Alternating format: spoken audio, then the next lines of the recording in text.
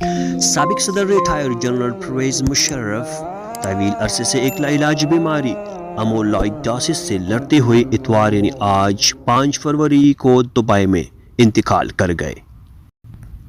وہ 79 سال کے تھے۔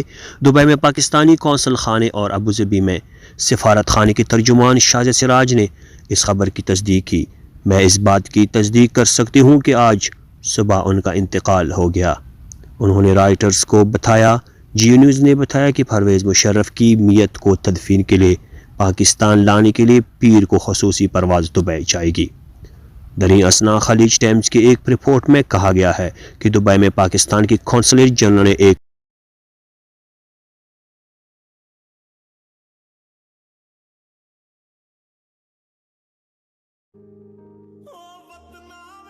نو آبجیکشن سرٹیفکیٹ NOC جاری کر دیا ہے، کیونکہ مشرف کا خاندان ان کی میت پاکستان واپس بھیجنے کا ارادہ رکھتا ہے۔ رپورٹ میں قونصل جنرل حسن افضل خان کے حوالے سے بتایا گیا کہ ہم اہل خانہ کے ساتھ رابطہ میں ہیں اور قونصل خانہ ہر طرح سے سہولت فراہم کرے گا۔ قونصل خانے نے عدم اعتراض کا سرٹیفکیٹ جاری کر دیا ہے۔ Inter services public relations ISPR نے پرویز مشرف کے انتقال کے فوری بعد جاری ہونے والے ایک بیان میں کہا کہ chairman joint chief of staff committee general Sahir Shamshad اور تمام سروسز چیفز نے دلی تعزیت کا اظہار کیا۔ فوج کی میڈیا ونگ نے کہا وزیر اعظم شہباز شریف نے بھی پرویز مشرف کے اہل خانہ سے تعزیت کی۔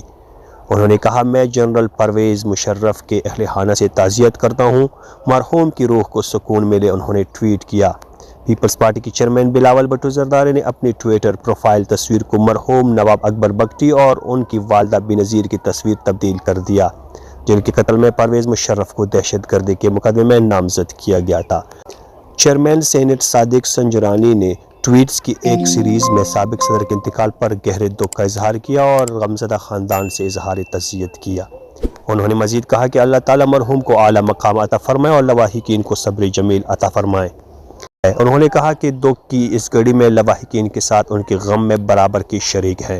چیئرمین سینیٹ نے اللہ تعالیٰ سے دعا کی کہ مرحوم کی مغفرت اور درجات بلند کرے اور غمزدہ خاندان کو یہ صدمہ حوصلے اور صبر سے برداشت کرنے کی توفیق دے۔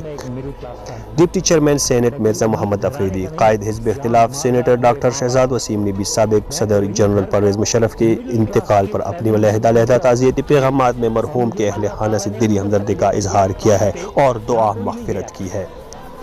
PTI leader and former Information Minister Fawad Chaudhry said Musharraf was a great person whose ideology was to always keep Pakistan the first. Former Pakistan ambassador to the United Nations Maliha Lodi also offered a prayer for the former president. General Parvez Musharraf has passed away. May Allah rest him in peace. Ameen.